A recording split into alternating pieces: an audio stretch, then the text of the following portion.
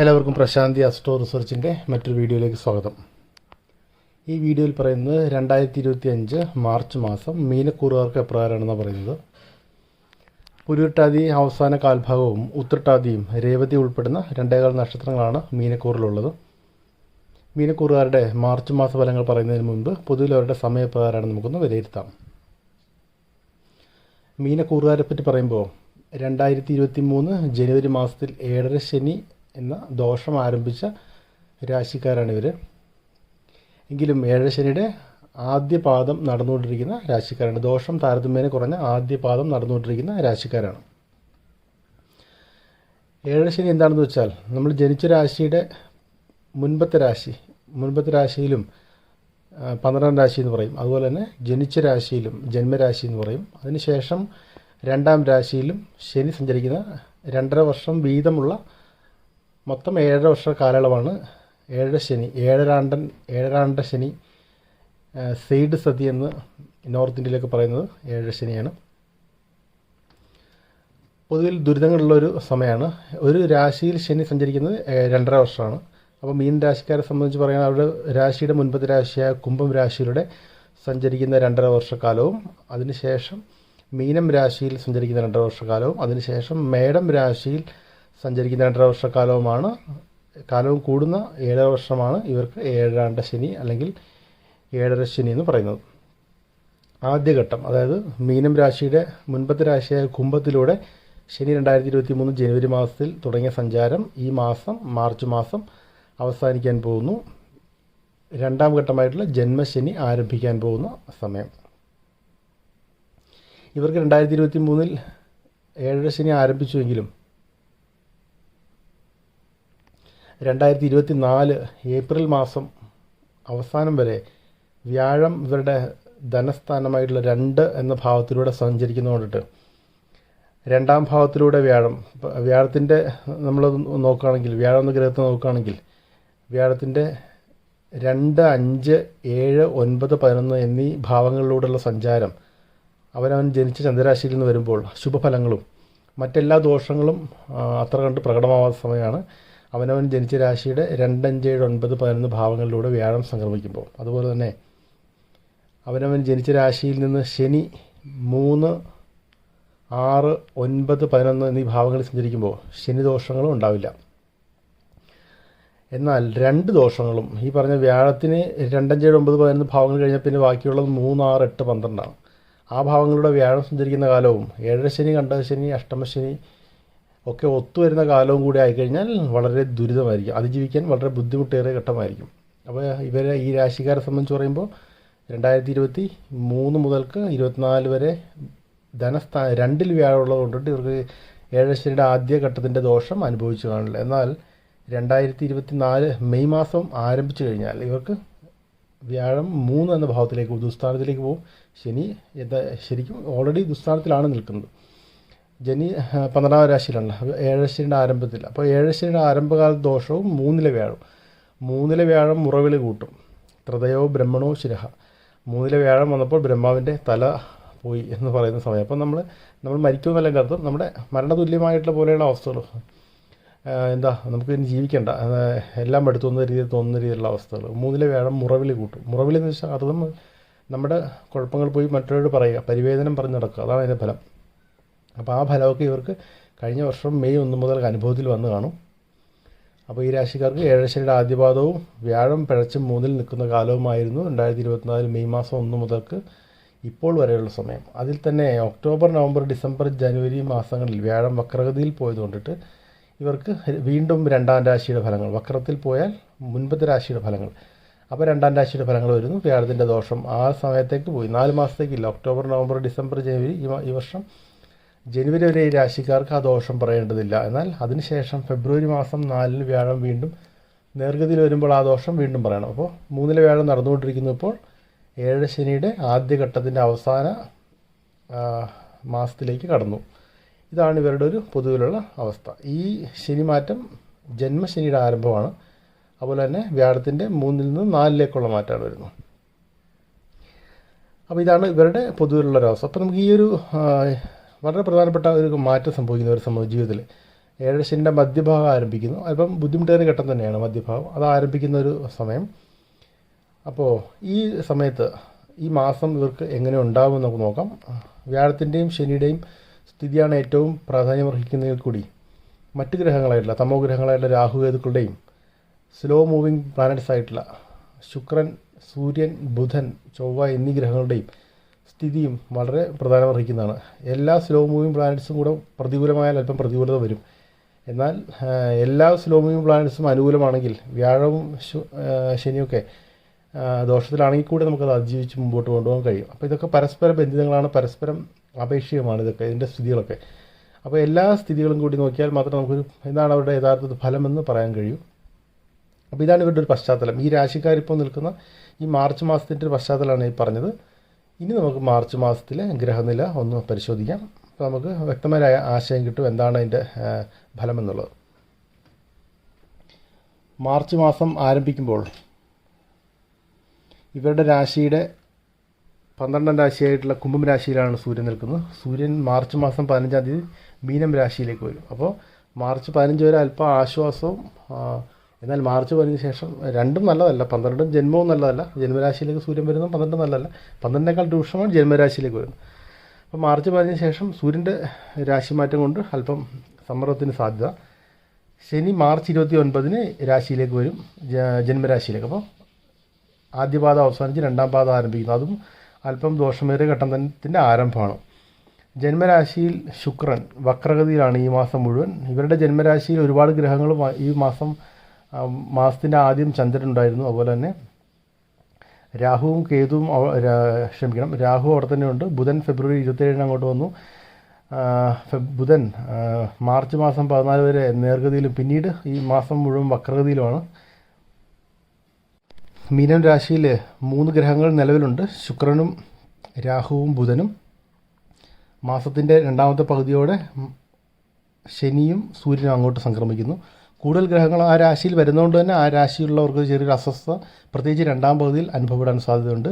അതിൻ്റെ ജ്യോതിഷപരമായ കാരണം ഗ്രഹങ്ങളുടെ ഒരു ആധിക്യം തന്നെ ആ രാശിയിലുണ്ട് ഈ മാസം. ഇവരുടെ രാശിയിൽ ജന്മരാശിയിൽ ശുക്രൻ ജന്മരാശിയിൽ നിൽക്കുകയോ 7-ാം ഭാവത്തിൽ നിന്ന് ജന്മരാശിയെ വീക്ഷിക്കുകയോ അതുപോലെ 7-ൽ നിൽക്കുന്നതൊക്കെ വിവാഹപരമായ കാര്യങ്ങൾക്കും വിവാഹം നടക്കുന്ന കാര്യമല്ല, വിവാഹ പങ്കാളിയുമായിട്ടുള്ള ബന്ധത്തിൻ്റെ കാര്യത്തിലും പ്രണയ പങ്കാളിയുമായ ബന്ധത്തിൻ്റെ കാര്യത്തിലും വളരെ അനുകൂലമായിട്ടുള്ളൊരു സ്ഥിതിയാണ് ശുക്രൻ്റെ ജന്മരാശിയിൽ നിന്ന് 7-ലേക്കുള്ള വീക്ഷണവും അതുപോലെ തന്നെ 7-ലെ സ്ഥിതിയും. ഇവിടെ ശുക്രൻ ജന്മരാശിയിൽ മാർച്ച് 1 മുതൽക്ക് ശുക്രൻ ആ രാശിയിൽ വക്രഗതിയിലാണ്. ശുക്രൻ്റെ ആ രാശിയിലെ വക്രഗതി ഇവരുടെ പഴയ ബന്ധങ്ങളെ, സൗഹൃദമോ പ്രണയമോ ആയിട്ടുള്ള പഴയ ബന്ധങ്ങളെ പുതുക്കുന്നതിന് സഹായിക്കും. അതുപോലെ തന്നെ ഇവരുടെ മാർച്ച് മാസം 14-ാം തീയതി മുതൽക്ക് ഇവരുടെ ജന്മരാശിയിലുള്ള ബുധൻ്റെ വക്രഗതി എന്തെങ്കിലും തരത്തിലുള്ള ആരോഗ്യ പ്രശ്നങ്ങൾ, ചെറിയ ആരോഗ്യ പ്രശ്നങ്ങൾക്ക്, അലോസരങ്ങളെന്ന് പറയാം, അത്തരം ആരോഗ്യപരമായ അരിഷ്ടതകൾക്ക് സാധ്യതയുണ്ട്. ഒന്ന് ശ്രദ്ധിച്ചിരിക്കുക. രാഹുവിൻ്റെ ജന്മരാശിയിലെ സ്ഥിതിയും ആരോഗ്യപരമായ കാര്യങ്ങൾക്ക് നല്ലതല്ല, അതുകൊണ്ട് ശ്രദ്ധിച്ചിരിക്കുക. അത് അല്പം ഗൗരവമേറിയ സ്ഥിതിയാണ്. അപ്പോൾ രാഹുവിൻ്റെ സ്ഥിതി പൊതുവിൽ ആരോഗ്യമൊന്നും ഈ രാശിക്കാർ ഈ മാസം ശ്രദ്ധിച്ചിരിക്കുക. ഇവിടെ ഒരു പ്രത്യേക സ്ഥിതി എന്ന് വെച്ചാൽ ഇവരുടെ പഴയ പ്രണയബന്ധത്തെയോ സൗഹൃദത്തെയോ കണ്ടെത്തുന്നതിന് ഈ ശുക്രൻ്റെ വക്രം സഹായിക്കുമെങ്കിൽ പോലും ഇവരുടെ 7-ാം ഭാഗത്ത് നോക്കി അവിടെ കേതു നിൽക്കുന്നുണ്ട്. ആ കേതുവിനെ 4-ൽ നിന്നുകൊണ്ട് ചൊവ്വ വീക്ഷിക്കുകയാണ്. ചൊവ്വയുടെ വിശേഷാൽ വീക്ഷണങ്ങൾ 4-ലേക്കും 8-ലേക്കും ഉണ്ട്. ചൊവ്വയുടെ ഇവരുടെ രാശിയുടെ 4-ാം ഭാഗത്ത് നിൽക്കുന്ന ചൊവ്വ ഇവർക്ക് ജോലി സമ്മർദ്ദം കൊടുക്കുമെന്നുള്ള ഒരു ന്യൂനത അവിടെ ഉണ്ട്. വർക്ക് പ്രഷറും ടെൻഷനും ഉണ്ടാകാൻ സാധ്യതയുണ്ട്. കാരണം 4-ൽ നിൽക്കുന്ന ചൊവ്വ കർമ്മത്തെയും 7-ാം ഭാവത്തെയും വീക്ഷിക്കും. അപ്പോൾ കർമ്മഭാവത്തിലേക്കും വീക്ഷണം വരും, 7-ാം ഭാവത്തിലേക്ക് വീക്ഷണം വരും. ചൊവ്വ ഒരു ആഗ്നേയ ഗ്രഹമാണ്, തീക്ഷ്ണമായൊരു ഗ്രഹമാണ്. ഏറ്റവും പാപത്വം ചൊവ്വയ്ക്കാണ്. ചൊവ്വയുടെ വീക്ഷണം കർമ്മത്തിലേക്ക് വരുന്നു, തൊഴിൽപരമായ ടെൻഷനും അതുപോലെ തന്നെ വിവാഹ അല്ലെങ്കിൽ പ്രണയപരമായ കാര്യങ്ങൾക്ക് അത്തരത്തിൽ എന്തെങ്കിലും പ്രശ്നങ്ങളുണ്ടെങ്കിൽ അതിനെ വഷളാക്കാനുള്ള സാധ്യതയുണ്ട്. അവിടെ കേതുവും ഉണ്ടെന്നുള്ളത് എരുതിയിൽ എണ്ണൊഴിക്കുന്ന ഒരു ഇതായിരിക്കും. ആ രാശിയിൽ കേതു നിൽക്കുന്നുണ്ട്. അപ്പോൾ അതുകൊണ്ടിട്ട് ഒന്ന് പ്രണയപരമായ കാര്യങ്ങളിലൊക്കെ ഒരു സംയമനത്തോടെ ഈ മാസം ഇടപെടേണ്ടത് വളരെ ആവശ്യമാണ്. ശനി ഇവരുടെ രാശിയുടെ 12-ാം രാശിയിൽ നിന്ന് ജന്മരാശിയിലേക്ക് മാർച്ച് 29-ന് സംക്രമിക്കുന്നു എന്നുള്ളതാണ് ഇവരുടെ സംബന്ധിച്ചിട്ടൊരു നല്ലതല്ലാത്തൊരു വാർത്ത. എങ്കിൽ ഈ മാസം ആ ദോഷം ഇവർക്ക് ബാധിക്കില്ല. ഇവരുടെ ജന്മശനിയുടെ ദോഷങ്ങൾ ഏകദേശം ജൂൺ മാസം മുതൽക്കേ ആരംഭിക്കുകയുള്ളൂ. ജന്മശനിയുടെ ദോഷങ്ങൾ ഒരു ന്യൂനത, വ്യാഴത്തിൻ്റെ സ്ഥിതി 3-ൽ നേർഗതിയിലാണ് എന്നുള്ളതാണ് അവരുടെ ഒരു ന്യൂനത ഉള്ളത്. അപ്പോൾ ഒരു വ്യാഴത്തിൻ്റെ സ്ഥിതി അനുകൂലമാണെങ്കിൽ കുറച്ച് നല്ല ഫലങ്ങളെ ഇനിയുള്ള മാസങ്ങൾ പ്രതീക്ഷിക്കാൻ പറ്റും. എന്നാലും പൊതുവിൽ ഇപ്പോൾ ഈ പോകുന്ന പോലെ തന്നെ ഈ ഫെബ്രുവരി മാസം നിങ്ങൾ കടന്നു പോയതുപോലെ തന്നെ നിങ്ങൾ മെയ് മാസം വരെയും കടന്നു പോകും. അതുകൊണ്ടിട്ട് ജന്മശനി എന്ന് ഓർത്തിട്ട് പരിഭ്രാന്തരാകേണ്ട ആവശ്യം മീനൻ രാശിക്കാർക്കില്ല.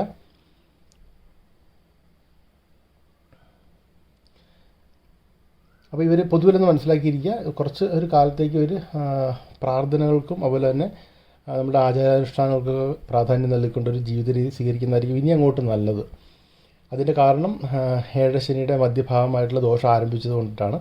അപ്പോൾ ഇവരിപ്പോൾ തന്നെ ആരംഭിക്കും. ആ ദോഷം അനുഭവത്തിൽ വരാൻ ഈ പറഞ്ഞ കുറച്ച് മാസങ്ങളെടുക്കും. അപ്പോൾ ഇപ്പോൾ തന്നെ അതിനെ പ്രതിരോധിക്കാനുള്ള കാര്യങ്ങൾ ഈ രാശിക്കാർ ചെയ്യുന്നത് നന്നായിരിക്കും.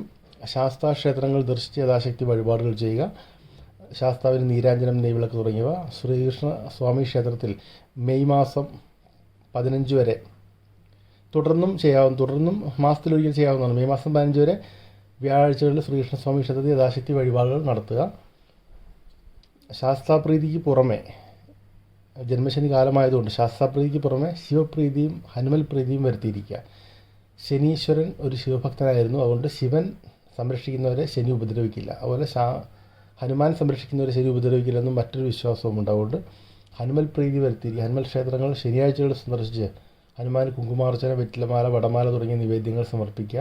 അതുപോലെ തന്നെ ശിവക്ഷേത്രങ്ങൾ തിങ്കൾ, ശനി ദിവസങ്ങളിൽ സന്ദർശിച്ചിട്ട് ശിവന് ധാര, പിൻവിളക്ക്, കൂളമാല എന്നീ വഴിപാടുകൾ നടത്തുക. വീട്ടിൽ പൂജാമുറിയിൽ വെച്ചും എള്ളുകിഴി കത്തിക്കാവുന്നതാണ്. വിളക്കെണ്ണ ഒഴിച്ചിട്ട് ഒരു മൺചിര കത്തിക്കാവുന്നതാണ്. അത് എള്ളുണക്കി പൊടിച്ച് എടുക്കണം. അതുപോലെ കറുത്ത തുണി വാങ്ങിച്ച് കട്ട് ചെയ്തെടുക്കണം എന്ന് മാത്രമേ ഉള്ളൂ. വീട്ടിൽ തന്നെ ശനിയാഴ്ചകളിൽ ചെയ്യുന്നതും നല്ലതാണ്. അങ്ങനെ പൊതുവെ അതുപോലെ ശനിയാഴ്ചകളിൽ ഈ രാശിക്കാർ നോൺ വെജ് ഭക്ഷണം ഒഴിവാക്കുന്ന കാര്യം ശ്രദ്ധിക്കുക. ക്ഷേത്രദർശനം ഉണ്ടെങ്കിൽ വെള്ളിയാഴ്ച ഒഴിവാക്കുക. വെള്ളിയാഴ്ച കഴിച്ചു കഴിഞ്ഞാൽ അതിൻ്റെ ശരീരത്തിലെ അതിൻ്റെ അംശം പൂർണ്ണമായും പുറന്തള്ളിയിട്ടുണ്ടാവില്ല. അതുകൊണ്ട് വെള്ളിയും ശനിയും ഇനി അങ്ങോട്ട് നോൺ വെജ് ഭക്ഷണം കഴിക്കുന്നത് ഒഴിവാക്കുക. അഥവാ ഒഴിവാക്കാൻ കഴിയില്ലെങ്കിൽ ക്ഷേത്രദർശനമെങ്കിലും ഒഴിവാക്കുക. നമ്മുടെ ശരീരത്തിലെ ഊർജ്ജം കുറയുന്നൊരു സമയമാണ്. അപ്പോൾ നോൺ വെജ് ഭക്ഷണം ദഹിക്കുന്നതിന് കൂടുതൽ ഊർജ്ജം ശരീരം ചിലവാക്കേണ്ടതായി വരും. അത് കൂടുതൽ ക്ഷീണത്തിന് കാരണമാകും. അതാണ് അതിൻ്റെ ശാസ്ത്രീയമായ അടിത്തറ. അതുകൊണ്ടിട്ട് നമ്മുടെ ശരീരം ക്ഷീണിച്ചാൽ മനസ്സും ക്ഷീണിച്ചു. അപ്പോൾ അതുകൊണ്ടിട്ട് രണ്ടും പരസ്പര ബന്ധിതമാണ്. അപ്പോൾ അതാണ് അതിൻ്റെ അടിസ്ഥാനം. അങ്ങനെ ചെയ്യാതിരിക്കുക. മെയ് മാസം 15 വരെ വ്യാഴം 3-ാം രാശിയിൽ വ്യാഴപ്പിഴവായിട്ട് നിൽക്കുന്നതുകൊണ്ടിട്ട് വ്യാഴാഴ്ചകളിലും നോൺ വെജ് ഭക്ഷണം ഒഴിവാക്കാൻ ശ്രമിക്കുക. വ്യാഴാഴ്ചകളിൽ ക്ഷേത്രദർശനം ഉണ്ടെങ്കിൽ ബുധനാഴ്ചയും ഒഴിവാക്കുക. അങ്ങനെ ഒരു ചിട്ടയോടെയുള്ള ജീവിത രീതിയും ആരാധനാക്രമങ്ങളും പ്രാർത്ഥനകളൊക്കെ സ്വീകരിച്ചു കഴിഞ്ഞാൽ ഈ രാശിക്കാർക്ക് ഈ ഒരു ഘട്ടം വലിയ കുഴപ്പങ്ങളില്ലാതെ തന്നെ കടന്നു പോകാൻ കഴിയും. അതുകൊണ്ടാണ് നേരത്തെ ഇതൊക്കെ പറയുന്നത്. ഈ ജന്മശനി ആരംഭിക്കുന്ന ഒരു മാസമായതുകൊണ്ടിട്ട് ശ്രീകൃഷ്ണ വ്യാഴത്തിൻ്റെ സ്ഥിതിയും അനുകൂലമല്ലാത്ത ഒരവസ്ഥയിൽ നിങ്ങൾ വ്യാഴാഴ്ച 2 ദിവസത്തെ വ്രതശുദ്ധിയോടെ ശ്രീകൃഷ്ണസ്വാമി ക്ഷേത്രം ദർശിച്ചിട്ട് ഒരു മഞ്ഞപ്പെട്ട് നടക്കി വെച്ച് പ്രാർത്ഥിക്കുന്നത് ഏറ്റവും നല്ലതായിരിക്കും. അപ്പോൾ ഇതാണ് പൊതുവിൽ മീനം രാശിക്കാരുടെ മാർച്ച് മാസത്തെ ഫലം. നിങ്ങൾക്ക് കുറച്ച് അത്ര ഇപ്പോൾ കടന്നു പോകുന്ന പോലെ തന്നെ കുറച്ച് മാസങ്ങൾ കടന്നു പോകും. പരിഭ്രാന്തരുടെ ആവശ്യമൊന്നുമില്ല. ഈ പറഞ്ഞ ആരാധനാ രീതികളും ആചാരങ്ങളൊക്കെ പിന്തുടർന്നു കഴിഞ്ഞാൽ നിങ്ങൾക്ക് തീർച്ചയായിട്ടും ജീവിതം ക്രമം ചിട്ടപ്പെടുത്തുന്നതൊക്കെ ചെയ്തു കഴിഞ്ഞാൽ നിങ്ങൾക്ക് വലിയ കുഴപ്പങ്ങളില്ലാതെ തന്നെ ഇത് കടന്നു പോകാൻ കഴിയും. ഈ പറഞ്ഞ കാര്യങ്ങളൊക്കെ ഈ ശനിയുടെ ജന്മരാശിയിലെ സഞ്ചാരം അവസാനിക്കുന്നവരെ തുടർന്നാൽ ഏറ്റവും നല്ലത്. അപ്പോൾ മീനൻ രാശിക്കാർക്ക് എല്ലാ വിധത്തിലുള്ള ആശംസകളും പ്രാർത്ഥനകളും ഈ പ്രതിസന്ധി ഘട്ടം കടന്നു പോകുന്നതിന് അവർക്ക് എല്ലാ വിധത്തിലുള്ള മനോധൈര്യമൊക്കെ ആത്മബല ഈശ്വരൻ നൽകട്ടെ എന്ന് ആശംസിക്കുന്നു, പ്രാർത്ഥിക്കുന്നു. നിങ്ങൾ പ്രത്യേകമായിട്ട് ഒന്നുകൂടെ ഓർപ്പിക്കുന്നു, നിങ്ങളുടെ കുലദൈവങ്ങളോടും ധർമ്മദൈവങ്ങളോടും ഒക്കെ പ്രാർത്ഥിക്കുക. അവർക്കൊക്കെ യഥാശക്തി വഴിപാടുകൾ ചെയ്യുക. അമാവാസി ദിവസങ്ങളിൽ പിതൃക്കൾക്ക് ഓരോ പ്രദേശങ്ങളിൽ എങ്ങനെയാണോ അതുപോലെ ദാഹം വയ്ക്കുക, അങ്ങനെയൊക്കെയുള്ള ആചാരങ്ങളുണ്ട്. അത് ഏതാണ് നിങ്ങളുടെ സമ്പ്രദായം അതുപോലെ തന്നെ ചെയ്യാൻ വേണ്ടി ശ്രദ്ധിക്കുക. നമ്മുടെ സമയദോഷത്തിൻ്റെ സമയത്ത് നമ്മുടെ പിതൃക്കൾക്കാണ് നമ്മൾ ഒരു സഹായത്തിനായിട്ട് അപേക്ഷിക്കേണ്ടത്. അപ്പോൾ അതൊക്കെ ധർമ്മദൈവങ്ങളെയും കുലദൈവങ്ങളെയൊക്കെ പ്രാർത്ഥിക്കുക, അവർക്ക് യഥാശക്തി വഴിപാടുകൾ ചെയ്യുക. കൂടെ ഈ വഴിപാടുകളും ജീവിത രീതി ചിട്ടപ്പെടുത്തുന്നവ ചെയ്തു പോയി കഴിഞ്ഞാൽ ഇവർ കാര്യമായിട്ടുള്ള കുഴപ്പങ്ങളുണ്ടാവില്ല. അപ്പോൾ ഒരിക്കൽ കൂടി ഈ രാശിക്കാർക്ക് എല്ലാവിധത്തിലുള്ള ആശംസകളും പ്രാർത്ഥനകളും. നിങ്ങൾ ഇനിയും പ്രശാന്തി അസ്ട്രോ റിസർച്ച് ചാനൽ സബ്സ്ക്രൈബ് ചെയ്തിട്ടില്ലെങ്കിൽ സബ്സ്ക്രൈബ് ചെയ്യുക, നിങ്ങളുടെ സുഹൃത്തുക്കളായിട്ട് ഷെയർ ചെയ്യുക. ഇനി അപ്ലോഡ് ചെയ്യുന്ന വീഡിയോസിന് നോട്ടിഫിക്കേഷൻ ലഭിക്കുന്നതിന് വേണ്ടിയിട്ട് ബെൽ ബട്ടൺ അമർത്തുക. അപ്പോൾ എല്ലാവർക്കും ആശംസകൾ. നന്ദി, നമസ്കാരം.